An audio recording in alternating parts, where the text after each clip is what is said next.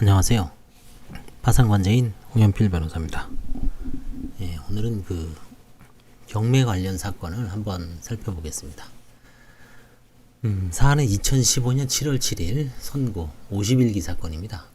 지금이 102기니까 딱 절반 정도 할 때쯤이죠. 2015년 7월 7일. 벌써 딱 5년 전이네요. 5년 전. 조금 있으면. 채무자를 한번 살펴보겠습니다. 99년에서 2006년까지 도시개발공사 아파트에 임차, 모친명의 영구 임대한 아파트 여기 거주했습니다. 2006년에서 2011년 사이에는 보증금 1000에 월 40만원 정도 되는 집에 살았습니다. 그 다음에 2011년도에 빌라를 구입을 해서 자가에 거주했었는데 한 4년 정도 거주했죠. 이게 이제 임의경매 진행 중입니다. 임의경매라는 거는 근저당권자가 별채권에 기해서 파산 절차 외에서 자기 고유 권리를 행사하는 거죠. 별채권이라는 거는 파산 절차를 무시하고 아니면 파산 절차에 관계없이 경매를 넣을 수 있기 때문에 아주 강력한 권리입니다. 그래서 이제 관제인도 그거를 막지를 못해요. 막지를 못하니까 채무자 지위 승계를 해서 혹시 채권자들한테 배당되는 그 금원, 근저당권자 말고요. 일반 채권자들한테 배당되는 금원을 받아다가 이 파산 절차에서 이제 배당을 하게 됩니다. 그것만 이제 권한이 있는 거죠. 채무자는 2010에서 13년 사이에 화장품 판매점, 외국인 관광객을 상대로 화장품 판매하는 판매점의 직원이었습니다. 이제 일종의 월급도 고정제가 아니고 수당제였다고 합니다. 2013년도엔 잠깐 여행사를 운영했습니다. 여행사는 이제 자영업이죠. 2014년에서 15년 사이에는 이제 법인으로 여행사를 이제 설립을 해서 법인 여행사를 설립을 해서 운영을 하다가 대표로 법인 파산, 이건 이제 법인 파산 진행 중이었습니다. 그 다음에 2015년 4월부터 현재까지는 태국 현지 식당에서 아르바이트로 일용직으로 일하고 있습니다. 파탄식은 2015년 1월입니다.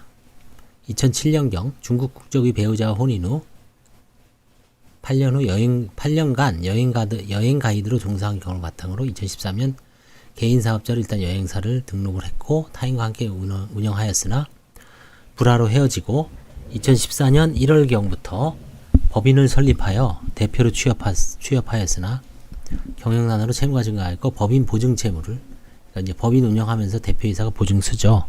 그걸 감당하지 못해서 파산에 이르렀습니다. 가족관계를 보면 부친은 아파트 경비원이고요. 어머니는 가정주부였습니다.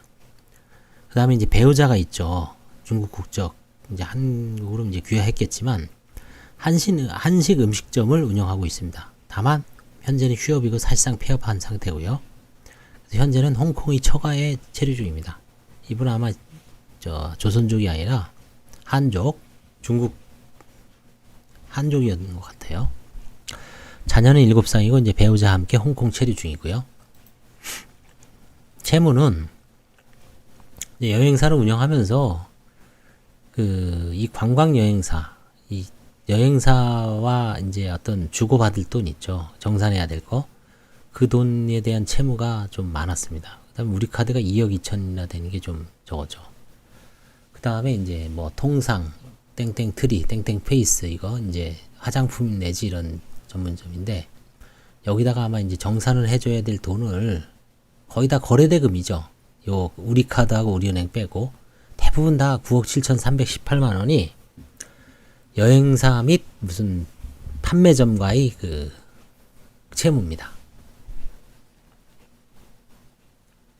아마 이거를 그때 제가 듣기로는 이런 데서 이런 물품 판매점 같은 데서 선금을 지급한대요. 이런 여행사에 선금을 주고 그럼 이제 이쪽에다가 중국인 여행객을, 우리도 해외여행 가면은 쇼핑하죠. 그래서 매출 올리면 뭐 얼마 뭐 커미션으로 받고 그렇다고 하는데 우리나라도 뭐 비슷하지 않겠어요? 그러니까 이런 통상, 땡땡 트리, 땡땡 페이스 이런 데서 이런 조그만 중소 가이드 여행사한테 선금을 주고 적극적으로 유치하는 겁니다. 돈을. 그래서 이제 데려오면 거기서 커미션으로 까다가 이 사람이 이제 파산을 하면 이거 다 뜯기는 거죠. 이쪽에서도. 아트홀은 왜 나오겠습니까? 이것도 무슨 난타 공연 같아요. 난타 공연. 여기다가 이제 중국 관광객들을 데려가는 거죠. 뭐 충무 아트홀 뭐 여러 개 있죠. 이 서울 시내. 거기서 이제 난타 공연 보여주는 거죠. 또 출혈 경쟁입니다. 이 여행사도. 결국 이런데 데리고 다니고 뺑뺑이 돌리고 그 다음에 뭐 이런 호텔이라든가 아니면 이런 면세점 같은 데서 많이 사줘야지 이제 가이드가 좀 수익이 나는 구조죠. 워낙 저가잖아요, 다. 그래서 현재 채무자 명의 재산은 빌라가 하나 있습니다. 2억 8천 경매 중이고요. 그 다음에 이제 카니발이 있지만 이건 세무서에서 벌써 압류를 했습니다. 400에서 630만 원 정도 되는데 이 세금 체납된 게 여기 6천만 원이에요. 6,200 부가가치세. 보험 예약환급금은 이제 합치면 한 1,260만 원 됩니다. 그래서 이제 이 빌라는 관제인이 지휘승계를 해서 혹시 남는 돈이 근저당권자에 배당되고 나머지 돈이 채권자에게 배당되면 파산 절차에서는 총채권자의 이익을 위해서 관제인이 이제 권한 행사를 하는 겁니다. 배당금을 갖다가 공평하게 이제 나눠주는 거죠. 과거 5년 채무자 명의 재산은 여행사 임차보증금이 있었습니다. 여행사 임차보증금. 개인일 때 그 얘기하는 거죠. 그 다음에 배우자 재산은 미니 쿠퍼가 있습니다. 이거는 1,599만 원인데 이제 캐피탈 대출과 배우자의 음식점 운영 수입으로 했기 때문에 이거는 좀 한가하기가 좀 그렇지만 일단 배우자의 고유 재산인지 여부가 문제가 됩니다.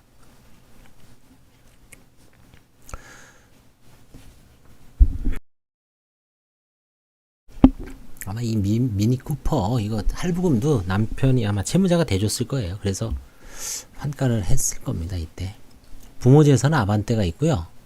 그 다음에 이제 시골에 어디 지방에 밭이 1963제곱미터 있습니다. 600평 정도 되죠. 이거는 이제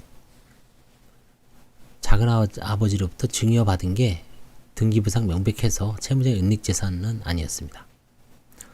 그래서 이제 이 카니발은 이제 포기했습니다. 11년 된 구형 차량이고 국세가 6천만원 체납되어 있기 때문에 환가를 해도 국세 체납에 다 충당되기 때문에 굳이 파산 절차에서 환가할 필요가 없죠. 국가에서 이제 체납 처분할 겁니다. 그 다음에 삼성생명, 삼성화재 보험 해약환급금 1260만 원이 있는데요. 어머니하고 이제 화해계약을 했습니다. 절반 정도 600만 원을 파산재단에 편입하는 걸로 하고 보험은 그대로 당신들이 유지하든지 뭐 해약을 하든지 알아서 하시오. 유지했을 겁니다. 채무자가 나이가 이 당시에 있기 때문에 보험을 해약하는 것보다는 유지하는 것이 낫죠. 보험은 하여튼 대부분 뭐 이 사건뿐만 아니라 환가를 했을 때 원칙적으로 유지하는 방향으로 이제 조언을 해줍니다. 모친 소유 재산이 이제 있습니다. 그래서 혹시 이 사람이 여행사를 하면서 뭐 모친 명의로 이렇게 모친 명의로 명의 신탁해 놓은 게 아닌가라는 이제 의심은 있어서 이제 등기부등본을 띄워 보니까 2014년 4월 23일 지방에 아까 1960 600평 정도를 취득하였는데 이는 채무자의 작은 아버지인 작은 아버지가 어머니한테 증여한 겁니다. 그래서 은닉 재산이라고 볼 수 없죠. 이 등기부상 명백하기 때문에. 그 다음에 여행사, 개인으로 이제 여행사를 하면서 반환받은 보증금 3천만 원이 존재하죠. 당시에 체납된 임료 600만 원을 제외하고 2,400만 원을 반환받아 이제 법인 파산 절차 비용 1,000만 원을 이제 예납을 하고요. 법인 파산 비용도 예납 비용 그 부채에 따라서 틀리다 그랬죠. 제가 그 법인 파산 텍스트 강의 법인 파산 1, 2, 3, 4, 5 그걸 있기 때문에 거기를 참조하시면 나옵니다. 법인 파산, 내가 법인 파산 하려고 그랬는데 절차 비용이 어느 정도 드는지 나옵니다. 거기 연합비용. 법인 파산 절차 비용 쓰고, 그 다음에 개인 파산 신청 비용, 생활비, 뭐 이렇게 흐지부지 쓰다 보니까 뭐 은닉해 놓을 정황은 아닌 것 같아요. 그래서 이제 3. 채무자의 모친과 하해계약을 체결했습니다. 채무자의 보험 해약한 금이 1260만 원이고, 이제 배우자 및 채무자의 사량이 존재하죠. 미니 쿠퍼하고. 근데 채무자 소유 차량은 어떻습니까? 실제 가치는 200만 원에 불과하고, 채무자의 나이를 고려할 때 장래 질병에 대비할 필요가 있으므로 보험을 해약하기보다는 유지하고, 채무자 및 배우자 소유 차량은 한가를 포기하는 차량의 가치를 환산한 금액을 합하여 모친이 1000만 원을 파산자들에 지급하는 취지 하에 계약을 체결했습니다. 보험을 한 절반에 해당하는 금액을 한가하는 것이고, 차량의 가치는 각 200만 원으로 평가하여 600 플러스 200, 200 이런 식으로 해서 대략적으로 산정한 겁니다. 사실은. 그 다음에 경매 진행 상황은 새마을금고에서 이제 임의경매 신청을 했어요. 서부지방법원에. 현재 시세는 2억 8천이나 낙찰 예상가는 항상 떨어지죠. 2억 5천. 1순위 근저당권자인 남원중앙새마을금고의 근저당권 채무액 2억 원과 체납국세가 6,200이죠. 결과에 따라 체납국세를 일부 교부받지 못할 가능성이 있고, 현재 여행사 직원들이 급여가 약 1000만 원 체납되어 체당금 신청 중이고, 이건 이제 임금 채권도 재단 채권으로 변제할 가능성이 있죠. 일단은 지위 승계 및 배당 교부 신청을 했는데 최종적으로 아마 여기서 배당을 한 푼도 못 받았습니다.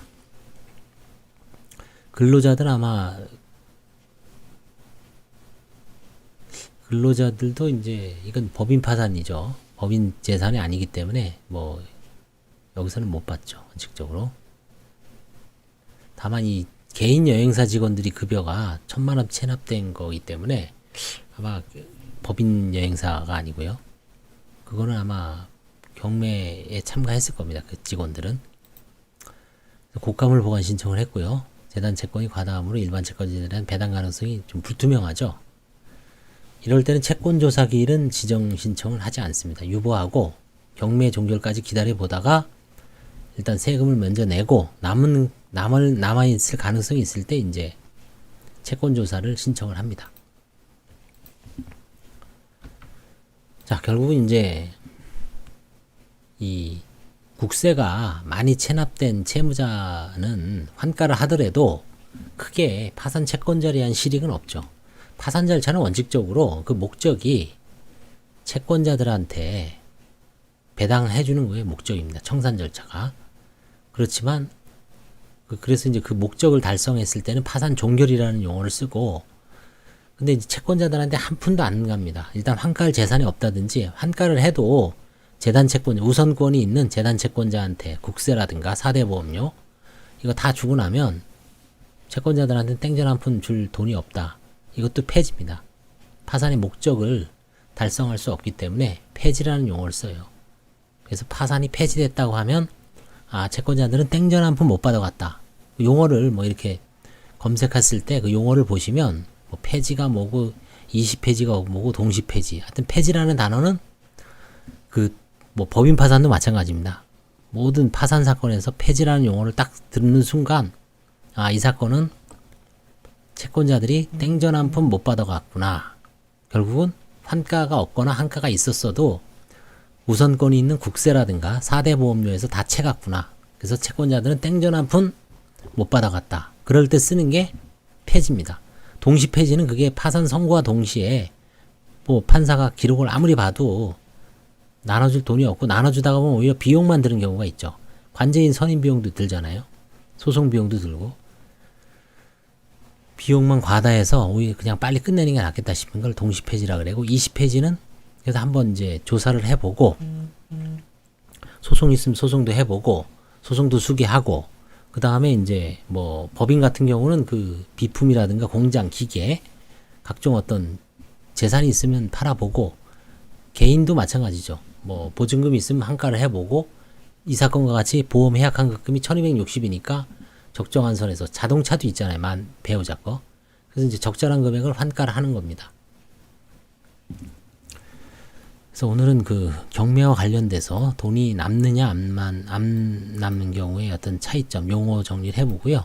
그 보험 해약 환급금 환가의 방법에 대해서 한번 알아봤습니다. 감사합니다. 도움이 되셨다면 좋아요와 구독을 눌러주시기 바랍니다. 감사합니다.